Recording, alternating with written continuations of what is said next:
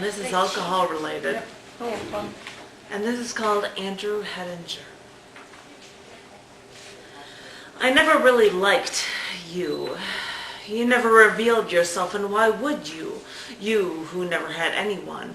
You who always had the bad breaks. Everyone looked at you as different. Where would you have learned to trust? Who would you have learned it from? I never really liked you. I met you through a friend, and he explained to me that multiple sclerosis left you with a slight limp and a faint lisp. Faint under the surface, but there, traces of something no one would ever know of you well enough to fully understand. I never really liked you. You never revealed yourself, and I never wanted you to. You scared me too much. You plagued with physical ailments. You with a limp in your walk. You with a patch over your eye. You who always stared at me for just a bit too long.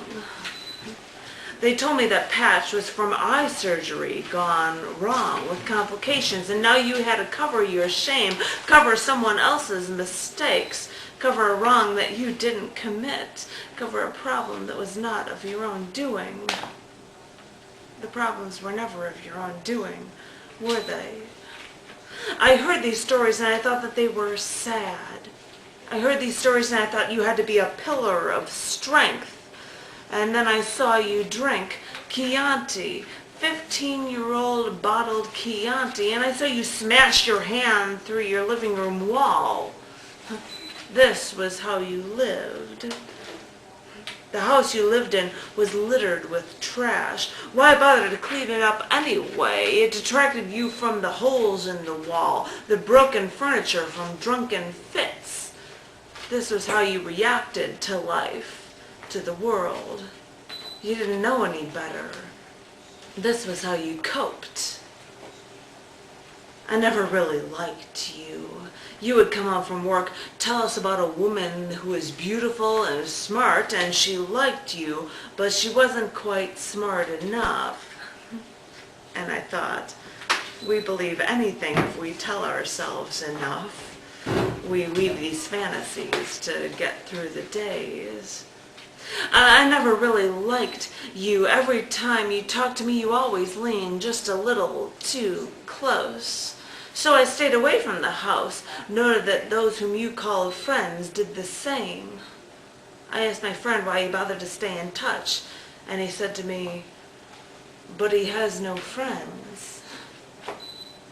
This is how I thought of you.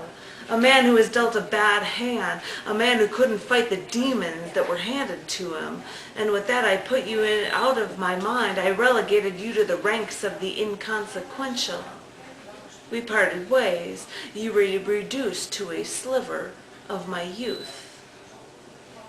I received a letter recently, a letter from someone who knew you, someone who wanted me to tell my friend that he read in the newspaper that you hanged yourself.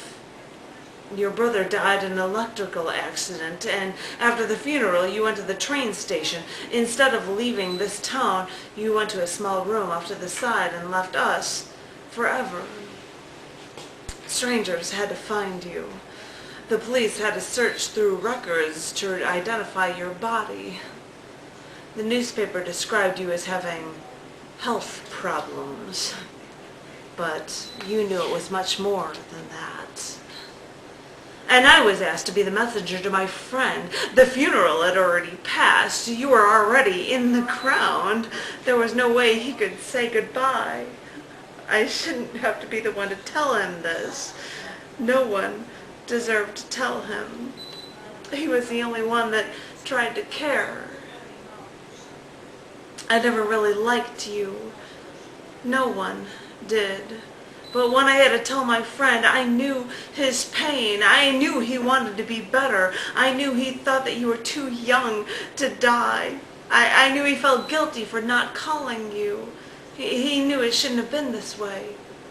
We all knew it. I never really liked you, but now I can't get you out of my mind. You haunt me for all the people who we've forgotten in our lives. I don't like what you've done. I don't like you quitting. I don't like you dying, not giving us a chance to love you, or hate you, or ignore you more. My friend still doesn't know where your grave is. I'd like to find it for him and take him to you. Let him know that you did have a friend out there. Bring you a drink, maybe, a fitting nightcap to mark your departure, to commemorate a life filled with liquor, violence, pain, and death. I never really liked you, but maybe we could get together in some old cemetery, sit on your gravestone, share a drink with the dead, laugh at the injustice of life, and when we're surrounded by death. Maybe then we'll understand your pain for one brief moment and remember the moments that we'll always regret.